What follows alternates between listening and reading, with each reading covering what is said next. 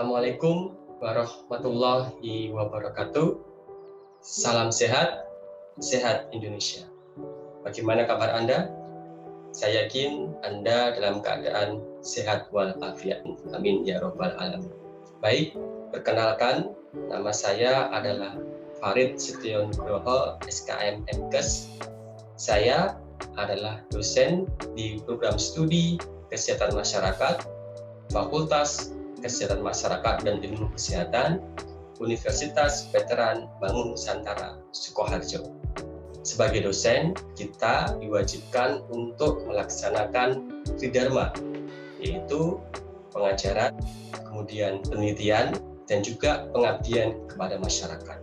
Dalam bidang pengajar, saya mengampu beberapa mata kuliah, di antaranya adalah Dasar Promosi Kesehatan, Komunikasi Kesehatan, Pengorganisasian dan Pengembangan Masyarakat, serta Program Penanggulangan HIV dan AIDS. Yang menjadi spesialisasi saya adalah mata kuliah Program Penanggulangan HIV dan AIDS. Mata kuliah ini memiliki bobot sebesar 2 SKS dan berada pada semester 7. Dan pada kesempatan kali ini, saya akan menjelaskan bagaimanakah deskripsi dari mata kuliah ini, kemudian apa sajakah pokok bahasan dalam mata kuliah ini, serta bagaimanakah metode pembelajaran yang saya gunakan ketika saya melaksanakan perkuliahan pada mata kuliah Program Penanggulangan HIV dan AIDS. Untuk yang pertama, metode yang saya gunakan adalah metode DIA, yaitu D itulah delivery, kemudian I itu adalah interaction, kemudian E adalah assessment. Pada metode D atau delivery, saya menggunakan bahan ajar yang sudah kami buat dan memang diperuntukkan untuk mata kuliah ini. Kemudian selain itu, pada proses D ini atau delivery ini, saya biasanya juga mencari data-data terupdate mengenai perkembangan kasus HIV dan AIDS agar perkuliahan atau data-data yang disampaikan itu adalah data-data yang terupdate terkini, sehingga kita semua dapat mengikuti perkembangan situasi terkini HIV dan AIDS. Selain itu, pada proses D ini biasanya saya juga menyampaikan atau memberikan video-video mengenai bagaimanakah video dari virus, struktur virus, kemudian bagaimanakah proses penularan HIV dan bagaimanakah cara pencegahannya. Dengan video-video, saya yakin mahasiswa akan lebih memahami karena terjadi proses visual dan audio di situ. Kemudian I atau interaction, saya biasanya pada metode ini membuat pertanyaan singkat yang akan saya sampaikan kepada mahasiswa, kemudian mahasiswa akan menjawab pertanyaan-pertanyaan tersebut. Sehingga dengan metode seperti ini, suasana kelas akan lebih hidup dan lebih interaktif. Kemudian metode berikutnya adalah A atau assessment. Di dalam metode ini, saya menggunakan beberapa variabel yang digunakan sebagai penilaian. Adapun variabel yang saya gunakan adalah keaktifan dan kehadiran sebesar 20%, kemudian tugas dan kuis harian sebesar 20%, kemudian ujian tengah semester sebesar 20%, tugas akhir sebesar 15%, dan ujian akhir semester sebesar 25%. Itulah metode pengajaran yang saya gunakan pada mata kuliah Program Penanggulangan HIV dan AIDS. Selanjutnya akan saya sampaikan mengenai deskripsi dari mata kuliah. Mata kuliah Program Penanggulangan HIV dan AIDS ini pada dasarnya akan menjelaskan mengenai bagaimanakah HIV dan AIDS itu terjadi atau bagaimanakah sejarahnya. Kemudian apakah perbedaan dari HIV dan AIDS, bagaimanakah cara-cara pencegahan penularan HIV, dan bagaimanakah proses konseling tes dan HIV.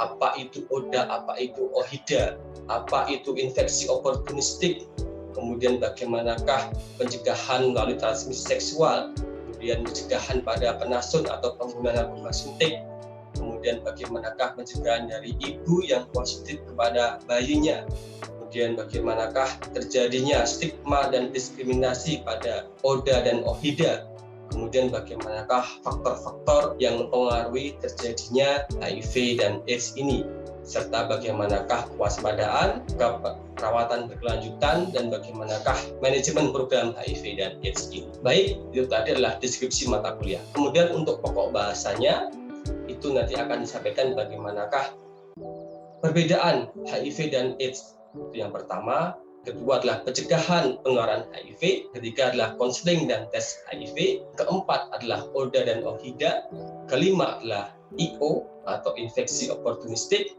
keenam adalah pencegahan HIV dan AIDS melalui transmisi seksual, ketujuh adalah pencegahan HIV dan AIDS pada pengguna narkoba suntik atau penasun. Kemudian yang berikutnya adalah pencegahan HIV dan AIDS pada ibu yang positif kepada bayinya atau PMDCT. Kesembilan adalah stigma dan diskriminasi penderita HIV dan AIDS. Kesepuluh adalah hubungan faktor sosioekonomi, budaya, dan gender dengan HIV dan AIDS. Kemudian yang berikutnya adalah kewaspadaan universal atau universal precaution, kemudian perawatan berkelanjutan atau continuum of care, kemudian surveillance HIV dan AIDS. Kemudian yang terakhir, manajemen program HIV dan AIDS. Kemudian capaian dari mata kuliah program penanggulangan HIV dan AIDS ini adalah mahasiswa diharapkan dapat memahami upaya-upaya promotif, preventif dalam rangka penanggulangan HIV dan AIDS. Karena memang untuk arah atau ranah dari public health atau kesehatan masyarakat ini adalah promotif dan juga preventif. Kemudian dalam pelaksanaan mata kuliah atau perkuliahan, saya biasanya menggunakan metode sinkronus dan juga asinkronus. Untuk metode sinkronus, saya menggunakan Zoom meeting. Kemudian untuk metode asinkronus, saya menggunakan Google Classroom. Untuk proses perkuliahan dan diskusi online, saya menggunakan Zoom. Maka dari itu, untuk selanjutnya saya akan menyampaikan bagaimanakah proses saya pada saat mengajar mata kuliah program penanggulangan HIV dan AIDS ini. Silahkan disimak. Sebelumnya selamat pagi. Assalamualaikum warahmatullahi wabarakatuh. Waalaikumsalam warahmatullahi wabarakatuh. Baik adik-adik semua, sebelum kita memulai perkuliahan, marilah terlebih dahulu kita berdoa ya agar diberikan kelancaran dan kemampuan dan kepandaian selama kita berkuliah pada hari ini ya. Baik, silakan berdoa dimulai. Baik, selesai. Baik, saya akan mulai share screen ya. Sebelum saya share screen, apakah suara saya dapat didengar dengan jelas adik-adik? Terdengar, Pak. Baik, terima kasih. Oke. Sudah terlihat share screen saya adik-adik? Sudah, Pak. Sudah ya? Baik. HIV dan AIDS adik-adik. Jadi hari ini kita akan belajar mengenai HIV dan AIDS, ya, di mana ini adalah pertemuan pertama kita pada perkuliahan HIV dan AIDS ini, ya, di mana di perkuliahan pertama ini nanti diharapkan adik-adik semua itu dapat yang pertama memahami atau mengerti apa sih pengertian dari HIV dan AIDS seperti itu. Kemudian yang kedua, adik-adik dalam perkuliahan ini nanti dapat memahami penularan HIV dan AIDS. Baik, adik-adik, kira-kira HIV dan AIDS itu dua hal yang sama atau berbeda? Silahkan raise hand dulu. Ya, Mbak Diah Siwi. Oh iya, Pak.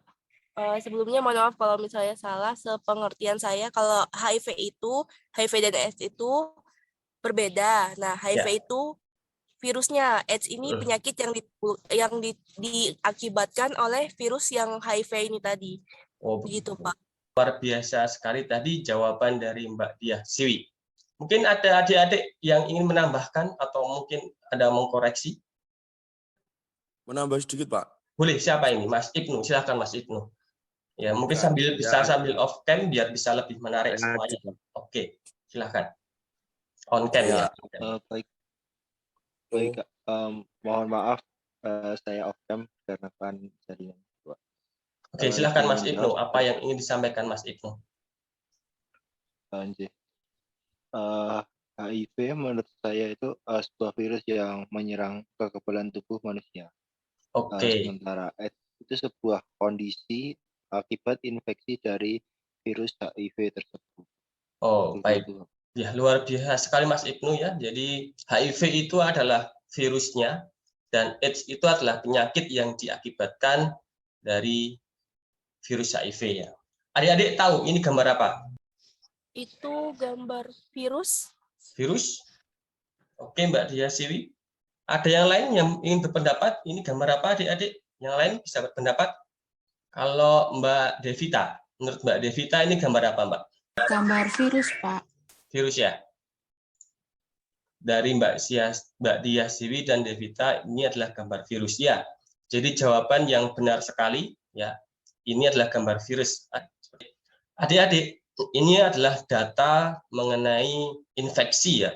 Infeksi itu berarti menular. Ya. Kemudian pada tahun 2021 ya, ini data terupdate dari WHO yang saya dapatkan itu sebanyak 650.000 kematian yang disebabkan karena AIDS. Bayangkan, ini berarti banyak sekali ya. Pada tahun yang sama terdapat 4.000 orang yang terinfeksi HIV setiap harinya, every day di sini adik-adik. Bayangkan, kalau kita lihat di sini adik-adik, nah termasuk 1.100 anak-anak muda usia 15 sampai dengan 24 tahun. Bayangkan, mereka menjadi terinfeksi HIV. Nah, ini berarti kan suatu fenomena yang memang harus benar-benar jadi perhatian kita semua. Maka dari itu, kita sebagai seorang calon sarjana kesmas harus concern, harus fokus pada permasalahan HIV agar dapat tertangani. Dan perlu diketahui juga, fenomena HIV itu kan seperti gunung es yang tidak tampak itu sebenarnya lebih besar daripada yang tampak. Kalau di sini disampaikan 4.000 setiap hari terinfeksi, kenyataannya bisa jadi lebih besar daripada 4.000. Kita diskusi yuk. Tadi sudah terjawab ya, HIV dan AIDS adalah penyakit yang sama. Setuju atau tidak tadi? Tidak. Tidak ya. Jadi HIV adalah apa tadi? Virusnya. Virusnya, dan AIDS adalah Penyakitnya. luar biasa sekali. Bila tusuk gigi mengandung darah orang yang terinfeksi HIV, kira-kira bisa tidak itu menularkan ke orang lain? Oke, resen, Mas Ibnu Setio. Izin menjawab.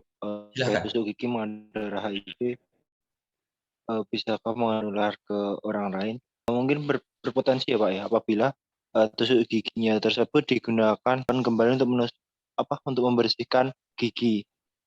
Oh begitu. Nah, apabila pengguna ya, tapi apabila tusuk giginya tersebut hanya diletakkan atau kita pegang, mungkin tidak berpotensi begitu, Pak. Oke, jadi kalau cuma dipegang tidak berpotensi, namun kalau digunakan untuk membersihkan gigi itu berisiko tinggi untuk tertular. Itu ya Mas Ibnu ya?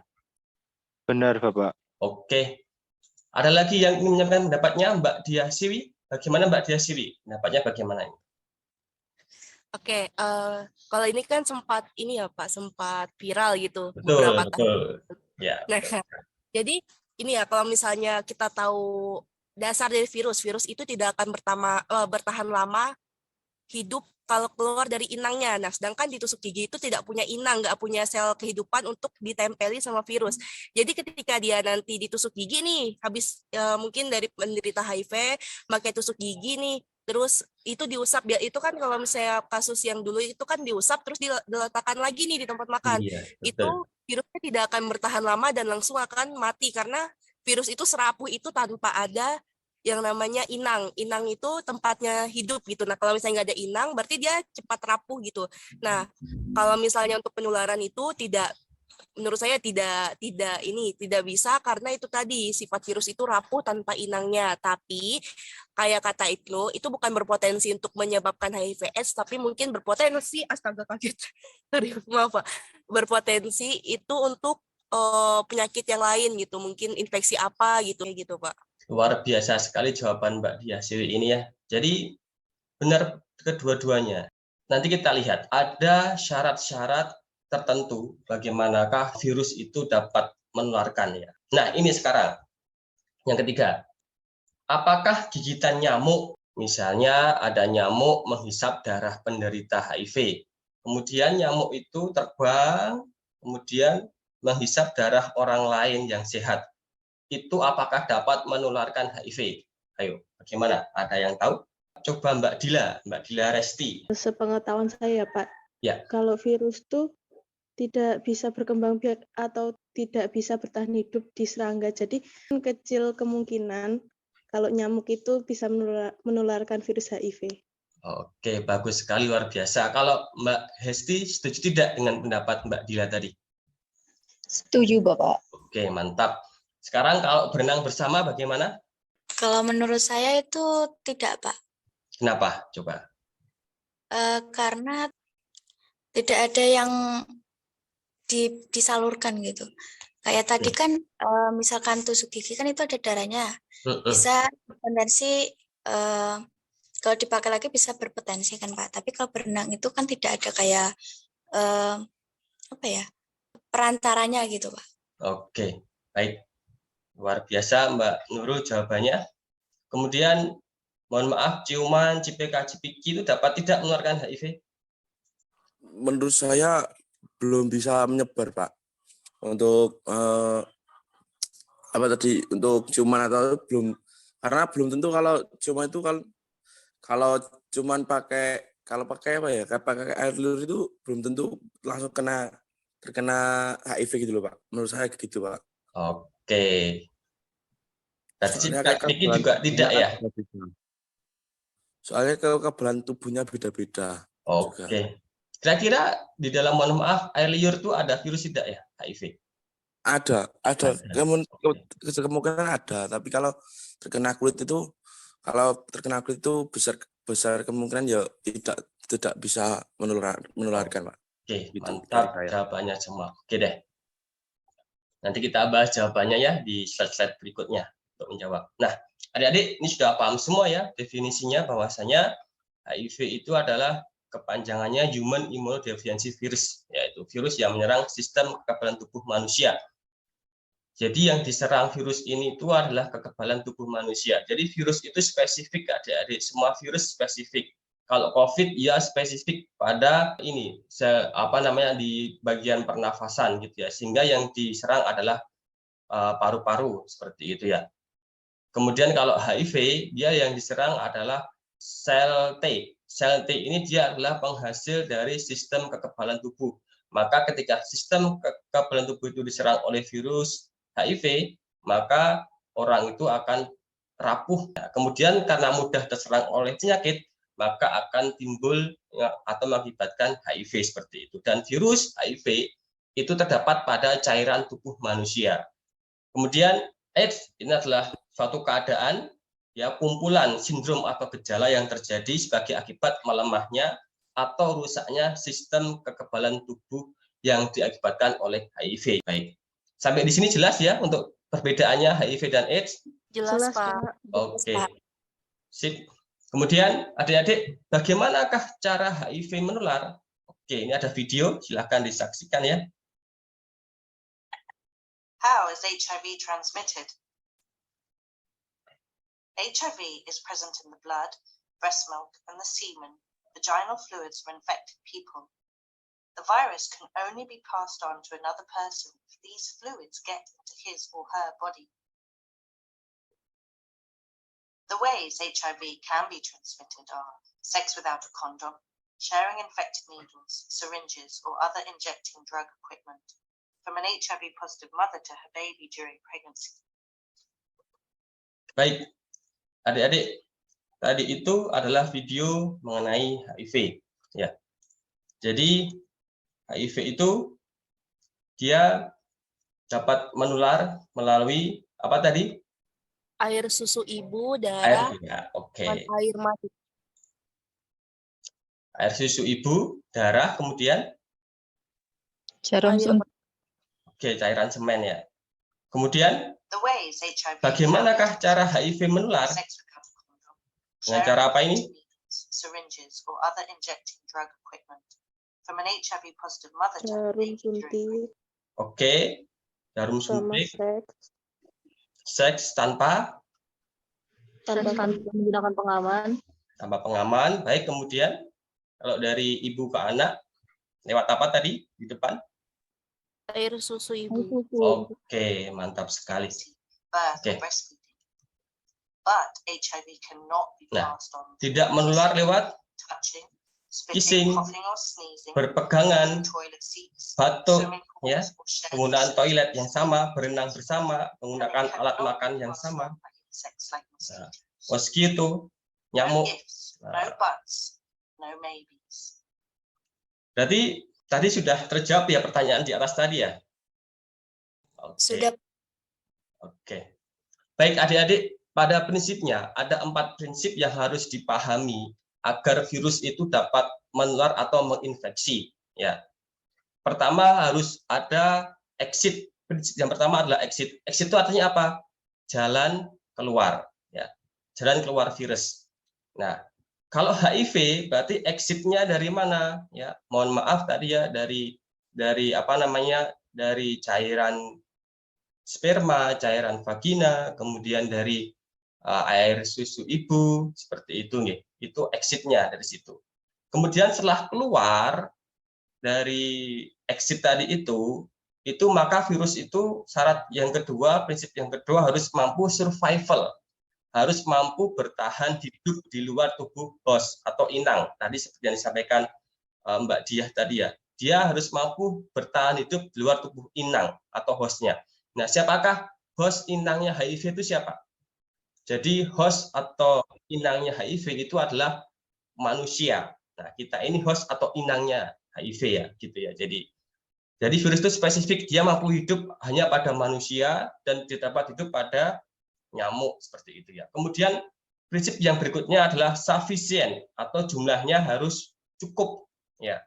Walaupun ada cairan keluar, ada virusnya, tapi kalau virusnya itu jumlahnya nggak cukup, ya dia nggak dapat menginfeksi. Ya, itu syarat atau prinsip yang ketiga. Nah, itu perlu dipertimbangkan juga. Nah, tadi kita mohon maaf membicarakan mengenai air liur. Nah, ternyata air liur itu kan cairan. Ya, ketika ada HIV di situ, di cairan ludah itu jumlahnya sedikit, sehingga tidak atau resikonya kecil untuk terjadi penularan. Kemudian enter, ada jalan masuknya ya. Ada exit, ada jalan masuknya kemana? Seperti itu melalui, mohon maaf, hubungan seksual, seperti itu jalan masuknya. Kalau jarum tadi lewat injeksi, lewat kulit atau pembuluh darah seperti itu ya. Baik, bagaimanakah jumlah virus HIV dalam setiap cairan yang ada di tubuh per cc? Di darah itu 10 sampai 50 kopi. Kopi ini adalah satuan jumlah virus adik-adik. Ya. Urin kurang dari 1 kopi, air liur kurang dari 1 kopi, air mani 10 sampai 50 kopi, cairan sekret vagina 10 sampai 50 kopi, air susu ibu kurang dari 1 kopi, air mata kurang dari 1 kopi, keringat 0, enggak ada. Yang paling banyak adalah pada mana ini? Cairan otak.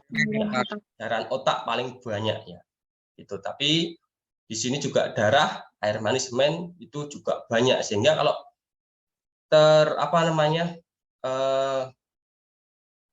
ada interaksi itu maka kemungkinan besar resiko tertinggi untuk tertular seperti itu. Penularan, nah ini ada virus yang naik kapal nih adik-adik nih ya. Nah, jaraknya berbeda gitu ya. Nah, Mbak Dila tersenyum, lucu Mbak ya gambarnya Mbak ya. Ini menunjukkan apa? Oh, kok darah kok di depan, cairan sperma vagina kok di tengah, plasenta ASI di belakang. Ada yang bisa menganalisa. Ini artinya apa ini? Peluang darahnya lebih besar, Pak, untuk terinfeksi. Oke, betul sekali ya. Jadi peluang tertular dari darah itu paling besar. Yang berikutnya adalah cairan sperma vagina, kemudian peluang terakhir adalah plasenta dan ASI. Ini menunjukkan resiko tinggi untuk tertularnya. Ya, baik. Nah, melalui darah lewat apa? Transfusi darah yang tercemar, kemudian transportasi organ tubuh, ya, ginjal seperti itu misalnya, atau hati seperti itu. Maka harus ada screening dulu dan pasti di screening gitu ya. HIV atau tidak seperti itu. Tidak langsung lewat jarum suntik, peralatan kedokteran, jarum tato, tindik, besi cukur yang tidak steril yang dipakai bersama. Melalui mani atau vagina, ya ini berarti melakukan hubungan seks yang tidak aman, tidak menggunakan pengaman atau kondom. Nah, ini berarti tadi kan untuk cairan sperma dan vagina tadi kan peluang besarnya nomor 2 ya, nomor 1 kan darah ya, berarti peluangnya juga tinggi. Kemudian jumlah virusnya juga banyak pada cairan ini, 10-50 kopi tadi ya. Kemudian dari ibu ke bayinya, dari ibu yang positif ke bayinya bisa sebelum kelahiran, dan akan lebih parah lagi apabila ada infeksi parasit seperti malaria. Ya, malaria itu disebabkan oleh oleh parasit Plasmodium. Ya, kemudian ditularkan oleh nyamuk Anopheles. Pada saat melahirkan, maka itu juga beresiko terjadi penularan dari ibu yang positif kepada bayinya seperti itu. Kemudian setelah melahirkan itu pun juga ada risiko, berarti pada saat pemberian ASI itu ada risiko penularan di situ.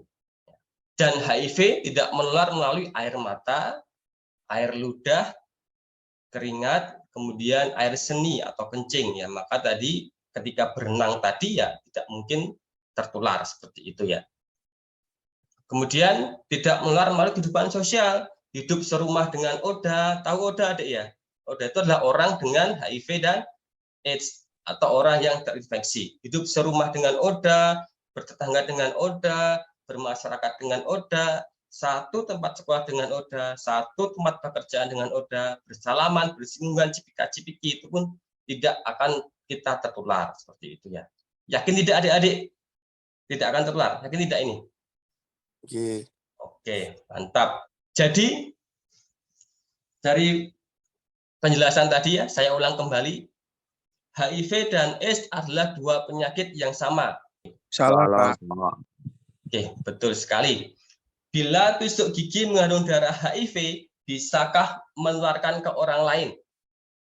Tidak, Pak. Tidak bisa. Oke. Gigitan nyamuk, berenang bersama, makan bersama, ciuman, cipika-cipiki dapat menularkan tidak? Tidak, Pak. Oke. Baik adik-adik, untuk tugas harian adik-adik nanti silahkan mengerjakan di Quizzes ya, sudah saya share linknya di Google Classroom nanti. Silahkan dikerjakan, dijawab sesuai dengan pengetahuan adik-adik berdasarkan perkuliahan pada hari ini. Oke. Baik, adik-adik, cukup ya untuk kuliah hari ini ya. Saya rasa begitu. Sebelum kita akhiri kuliah, mari kita on cam dulu, kita foto bersama dulu untuk dokumentasi kita di perkuliahan. Yuk, kita on cam dulu semuanya. Sudah siap? Saya hitung sampai 3 ya. 1, 2, 3. Oke. Sudah, terima kasih. Maka dari itu, untuk pertemuan kali ini saya akhiri ya. Terima kasih atas perhatiannya adik-adik dan semoga bermanfaat apa yang saya sampaikan. Kurang lebihnya mohon maaf, saya akhiri. Selamat pagi. Assalamualaikum warahmatullahi wabarakatuh.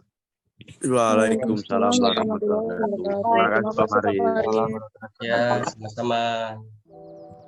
Nah, demikian tadi adalah proses pembelajaran perkuliahan yang saya lakukan pada mata kuliah program penanggulangan HIV dan AIDS ini. Semoga apa yang saya sampaikan dapat bermanfaat dan kurang lebihnya saya mohon maaf. Saya akhiri. Wassalamualaikum warahmatullahi wabarakatuh. Salam sehat, sehat Indonesia.